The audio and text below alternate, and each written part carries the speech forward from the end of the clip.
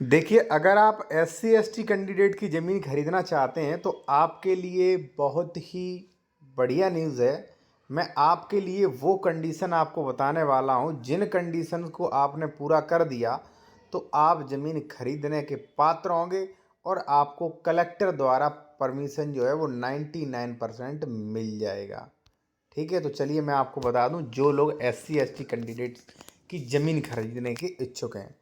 सबसे पहला तो साथियों मैं ये कहूँगा कि विदाउट परमिशन आप ज़मीन ना खरीदें। राज्य सरकार में निहित हो जाएगा। जब आप 104 105 पढ़ेंगे तो उसमें स्पष्ट लिखा है कि भाई ज़मीन तो जाएगा, साथ में उस पर पेड़ कुआ कोई अगर मान लीजिए मिट्टी वगैरह आपने कुछ भी डलवाई है, ज़मीन के साथ साथ वो भी राज्य सरकार में निहित होगा। और ऐसे कई कोर्ट ऑर्डर्स हैं, लोगों को नोटिस भी आते हैं।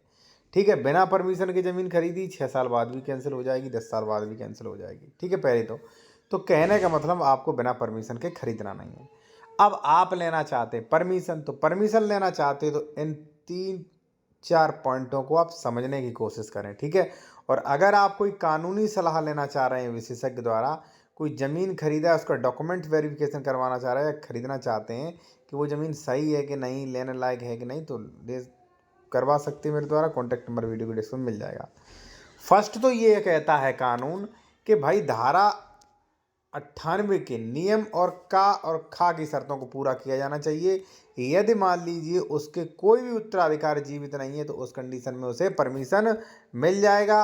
और सेकंड कंडीशन ये है कि अगर मान लीजिए जो भी एससी कैंडिडेट है उसकी ज़मीन जो है वो किसी दूसरे स्टेट में या दूसरे ज़िला में है, वो वहाँ से काफ़ी दूरी पर रह रहा है, तो इस कंडीशन में भी परमिशन मिल जाएगी। तो दो तो कंडीशन ये हो गई साथियों। ठीक है ना। तीसरा है अनुसूचित जाति के परिवार में कोई सदस्य गंभीर बीमारी से पीड़ित हो। मान लीजिए बंदा बेचना चाहता है, उसकी बहन है हो गया, भाई हो गया, बेटा हो गया, वो हो गया, अगर गंभीर बीमारी से पीड़ित है, कैंसर है या अन्य बीमारी, तो उसमें तो लाखों रुपए खर्च होना, और खर्च होना तो भाई खर्चा तो भाई तो लेना पड़ेगा। तो ऐसी कंडीशन में बेच सकता है। ठीक है, ये कितनी कंडीशन हो गई? 3 कंडीशन।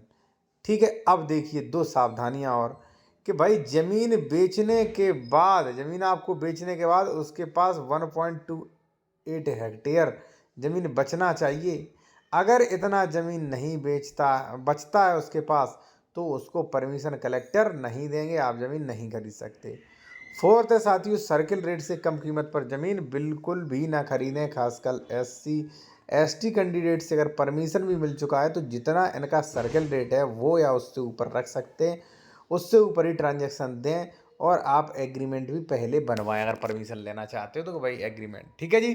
तो ये हो गए कुछ नियम। बाकी अगर आप कोई कानूनी सलाह विशेषज्ञ द्वारा लेना चाहते हैं, ठीक है, तो कॉन्टैक्ट नंबर वीडियो के डिस्क्रिप्शन में मिल जाएगा। आप इसका पीडीएफ भी ले सकते हैं। ठीक है, डॉक्यूमेंट्स भी अपने चेक करवा सकते हैं।